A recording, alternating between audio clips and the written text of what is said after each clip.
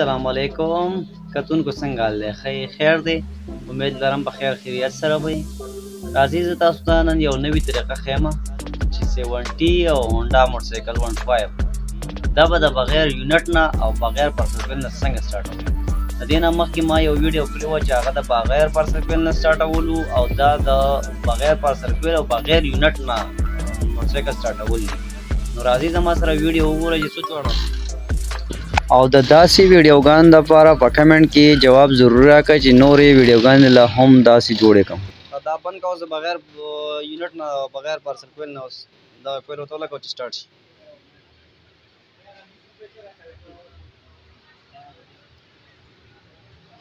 د ګوټکي کویل تار دی دا به وباسي دا به لرې کوي دا پلګ به هم لرې کوي دې ته به ډایرک د دې ګوټکا کویل چې کوم تار راغلی دی ګرم تار دا ګوټکي کویل تار دی نه دا به دې ته ولګوئ دا سره پټه پکې تل دا تور تار دی دا به کلیپ ولګوئ دې تار ته چې دا کلیپ دې له ورشي دا ګرم تار به دې ته ولګوئ او ار چې دی نو دا به د باډۍ پسې وتړئ دې کویل به دې باډۍ پسې دا ارت دی نه دا به دې ارت پسې ولګوئ دا ارت شو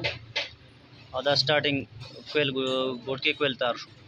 دا ګرم شو دا یخ شو دا بیا پلګ ته به ولګوئ پلګ تار دی کویل چیک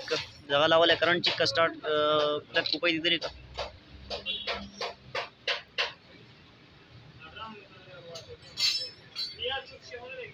شوی دی درې کیک واس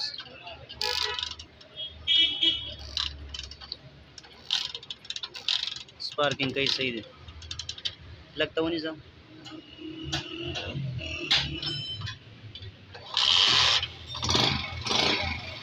فاصله کې کوم ټیک دی ورنږدې کې دا سټارټینګ خبره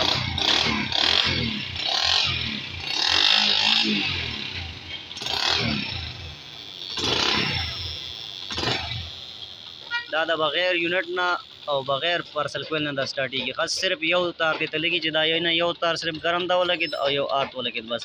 دا یونټ دی یونټ نه ګوچه درې که او بس سټارټي موټرسایکل ګوچه دې درې که دا بیا هم سټارټ دی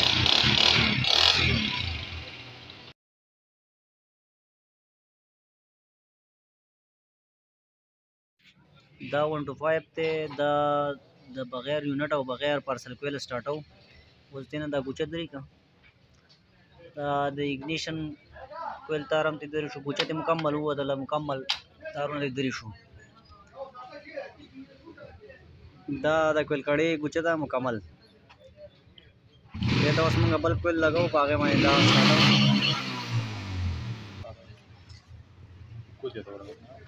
دغه کې ګرم تار ورکړه دا د کویل ګرم تار شو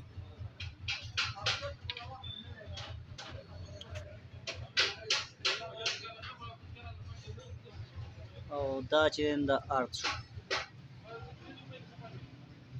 د بره دغه کې ورکړه زه ته خو بیا به د بیټرۍ کې ورته نه کړي بس دغه ارت شو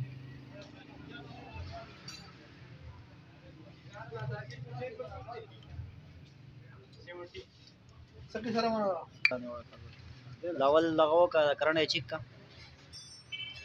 دے فراوڑا پلگ کیپ تے دری کا او کرنٹ چیک کا دا بډاری کمی کنه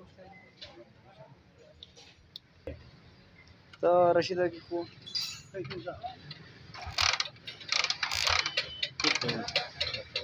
وسا خپلک ته تار ولګوي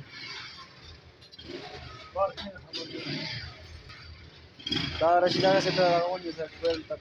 ولګوي